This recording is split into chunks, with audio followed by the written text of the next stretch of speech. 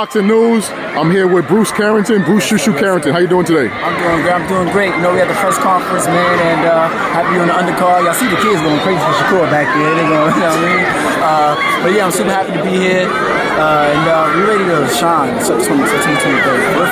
We're trying to take the show. You know what I mean? So now, you know, you were on the undercard of Batervia versus Joe Smith. Yeah. Very impressive, fight, and you had pretty game opponent.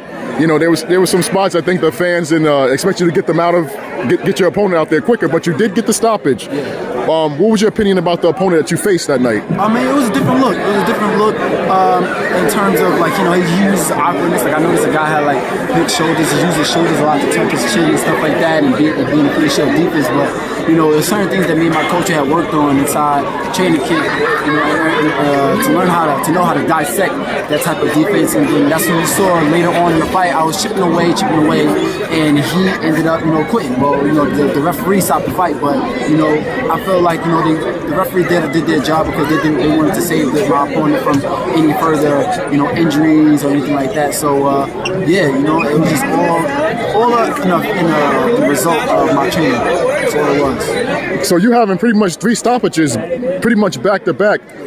What is going through your mind, you know, at this professional level when you get a stoppage, when you see a guy that cannot continue or retires? What is your thought process? I mean, to be honest, I'm not really a type of, to be honest, when I was in the amateurs, I wasn't a knockout type of dude, you know, that I changed the way I worked out and everything, how I worked once I turned pro, because I know what I need to bring to the table.